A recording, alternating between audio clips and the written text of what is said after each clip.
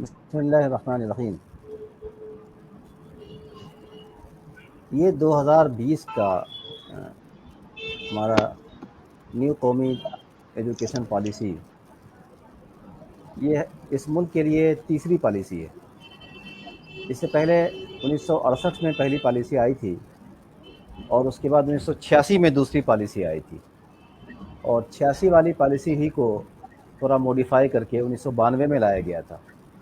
اب جو پالیسی آئی ہے اس کے بارے میں اتنے دن گزر گئے ہیں کہ لوگ کافی کچھ واقف ہو چکے ہیں۔ میں اس سلسلے میں دو باتیں عرض کرنا چاہوں گا شروع میں۔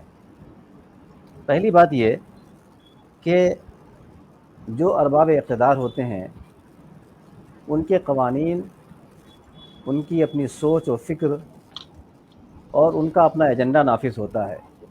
یہ دنیا کا دستور ہے، کوئی تسلیم کرے نہ کرے، چلتا ایسا ہی ہے۔ اس وقت جس ذہن و فکر کے لوگ منصب و اقتدار پر فائز ہیں وہ کوئی ڈھکی چھپی چیز نہیں ہے، اور انہوں نے اپنی سوچ کے مطابق، اپنی فکر کے مطابق یہ پالیسی تیار کی ہے، اور مکمل پالیسی کی سطروں میں ان کی فکر و سوچ اور ان کا اپنا مطمع نظر پوری طرح نمایاں ہے۔ تو سب سے پہلے تو ہمیں اس بات کو ذہنی طور پر تسلیم کر لینا چاہیے کہ جو کچھ ہمارے سامنے آیا ہے یہ غیر متوقع نہیں ہے، یہی آنا ہی تھا۔ ایک بات۔ دوسری بات یہ کہ اس پالیسی کو دیکھنے کے بعد جو تاثر ابھرتا ہے وہ یہ کہ اس میں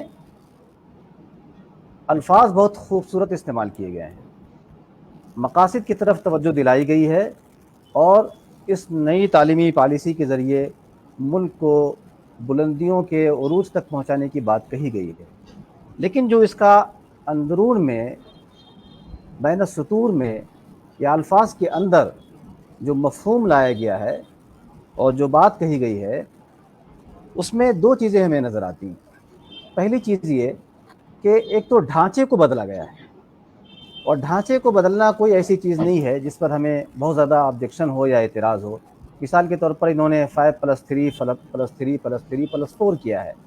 شروع میں فاؤنڈیشن کے 5 سال ہوں گے، ان 5 سالوں میں 3 سال آنگن واڑی کے ہوں گے، اس کے بعد فرسٹ اور سیکنڈ ہوں گے، یہ 5 مل کر کے فاؤنڈیشن کہلائیں گے۔ اس کے بعد انہوں نے تھرڈ، فورتھ اور ففتھ کو پریپریٹری کا نام دیا ہے، +3 کیا ہے۔ اس کے بعد کے پھر 3 سال کو، یعنی چھٹے اور ساتویں آٹھویں کو انہوں نے اس کا نام دے رکھا ہے، مڈل کا نام دیا ہے، اور اس کے بعد کے 4 سال کو، 9ویں 10ویں اور 11ویں 12ویں کو ملا کر کے سیکنڈری کا نام دیا ہے۔ تو کل تعلیم جو 12ویں تک پہلے 18 سال کی عمر میں مکمل ہوتی تھی، اب بھی وہ 18 سال کی عمر میں مکمل ہو رہی ہے، البتہ اسٹرکچر تھوڑا سا چینج ہو گیا ہے۔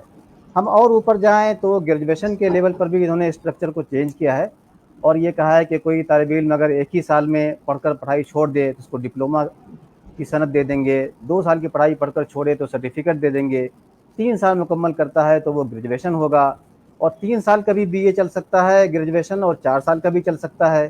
4 سال کا اگر چلتا ہے تو چوتھا سال جو ہوگا وہ ریسرچ کے لیے ہوگا۔ جو 4 سال کا گریجویشن،